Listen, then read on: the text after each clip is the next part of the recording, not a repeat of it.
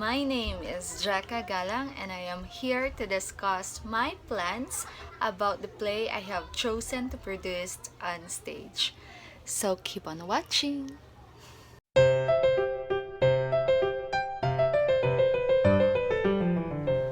I chose the story about the two lovers written by William Shakespeare entitled Romeo and Juliet. Yes, Romeo and Juliet. I chose Romeo and Juliet for three reasons. First, Romeo and Juliet is a play with something for everyone. There is romance, sword fighting, beautiful poetry, comedy, and tragedy. Anyone can relate since most of the people experience the same way, especially in choosing their own destinies but opposed because of their parents. And this scenario continuously happening in this generation. Why? There is family feud, a kids against their parents, and a kids against each other that can be a source of intergenerational conflict in many parts of the world.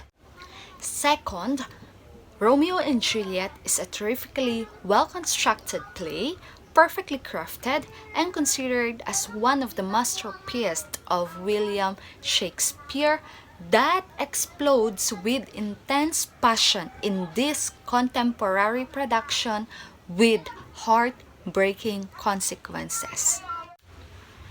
The third reason why I chose Romeo and Juliet as a play to produce on stage because Romeo and Juliet have a good literary merits. Yes, I will prove that to you. According to my research, 90% of a play is in verse and only 10% is in prose. It contains of Shakespeare's most beautiful poetry, including the sonnet Romeo and Juliet have shared when they first met. Also, in dealing with Shakespearean text, the poetry, prose, wordplay, rhythm, and meter all come into play. Another reason why Romeo and Juliet possessed a literary merit is each act displayed a clear structure, a clear plot structure of the story. Romeo and Juliet have only 5 acts.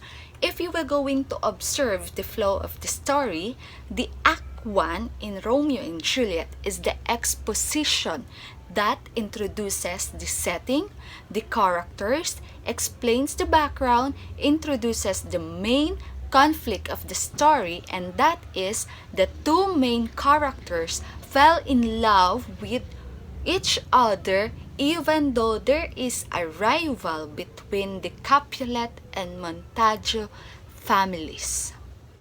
The Act 2 now is the rising action.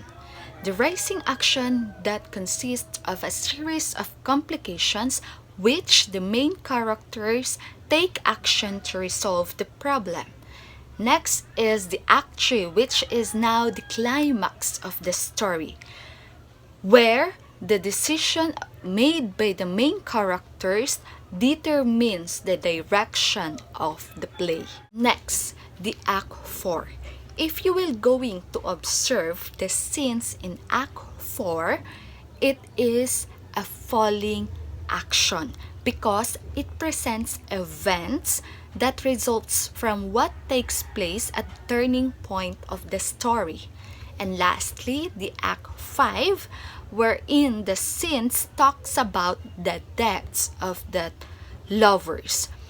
That is usually a Shakespearean tragedy. Let's talk about the characters of the story.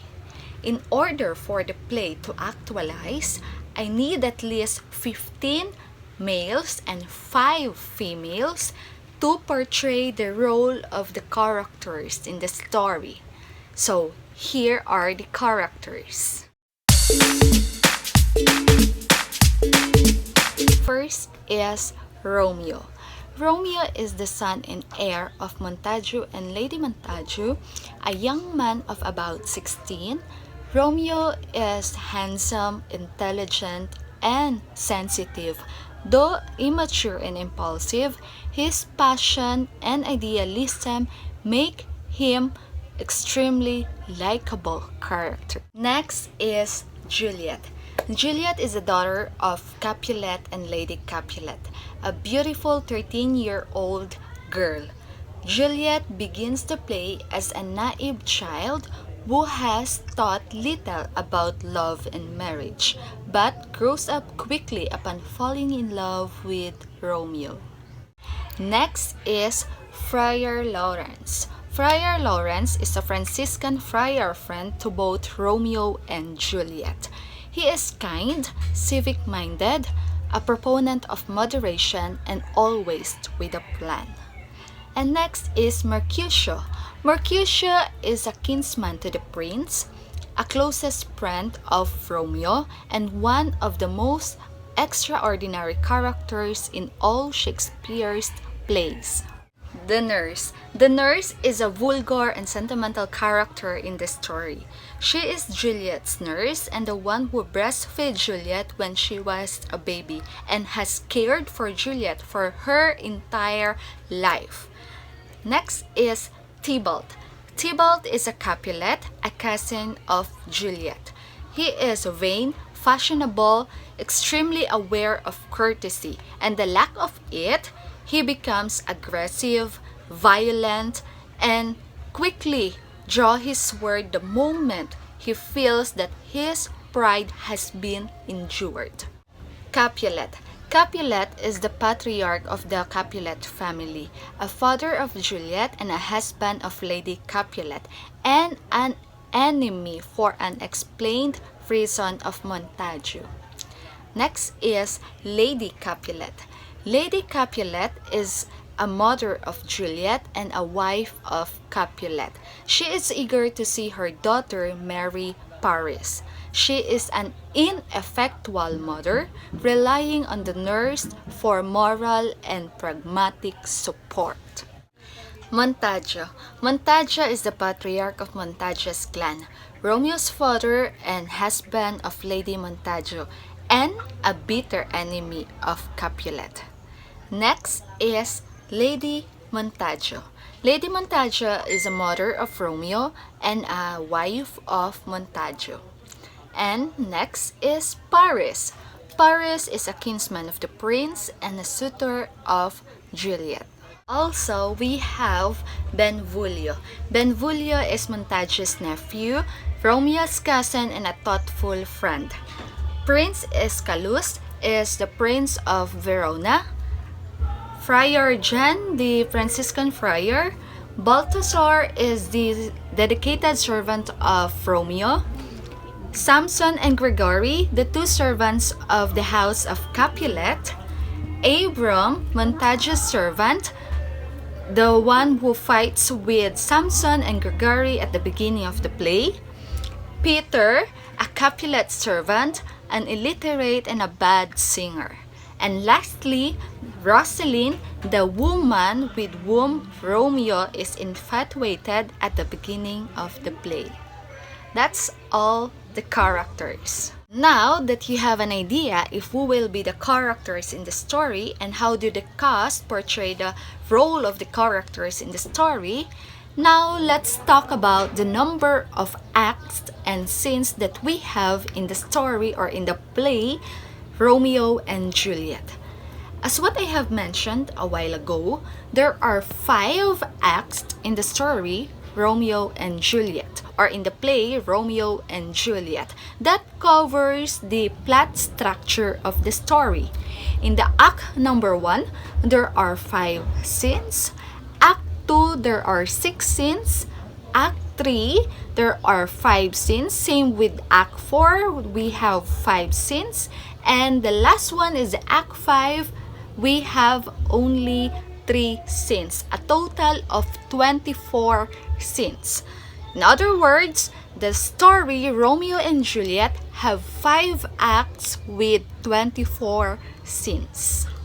We are now in our last concern on how are we going to produce a play. So as a director, what will be my plan on how am I going to produce the play Romeo and Juliet? So first, let's talk about the type or genre of a play. Given that this is a Shakespearean, it is naturally a language play. A classic, yes. A tragedy, yes. But I will focus on the notion that Romeo and Juliet could have been a comedy that goes very, very airy and ends tragically. Next, about the style. I am planning to have a play that is presentational in nature. So all the challenges will lie in the characters and the production being subtle, true, and engaging in all moments, and at the same time filling out the physical presence. And third, in terms of space, I am planning to have it in the Notre Dame University Junior High School Theater since it has a seating capacity.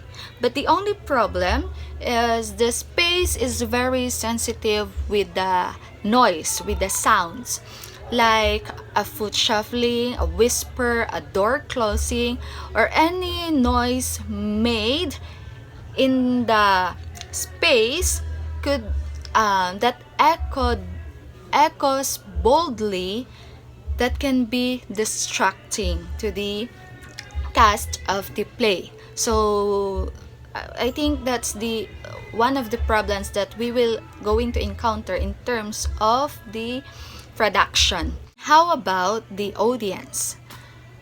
Given the fact that the production will take place inside Notre Dame University, it can be assumed that majority of the audience will be the students, faculty, and as well as the family and friends of the cast and crew. The fact that this is Romeo and Juliet, it implies that the show will draw for Shakespeare lovers and educators. So based on this basic information, it can be supposed that the audience will be young or young at heart. So for the budget of the play, take a look at this. For the costume, we have 25,000. For the props, we have 8,000. Set, 5,000. Sounds and lighting, 7,000. And all other incendiaries worth of 5,000. A total of 50,000. Yes, only a total of 50,000 for this play to actualize. And also, I am planning to have a rehearsal, like a table work, music rehearsal, technical rehearsal, and also the entrance and exit of the characters on stage, because I believe if we will go into conduct a rehearsal, we can avoid the unnecessary actions during the play production. So it is best to plan the rehearsal period and the amount of rehearsal time for each of character in this story. So that would be all my plans on how am I going to produce a play Romeo and Juliet by William Shakespeare. So thank you for listening, guys.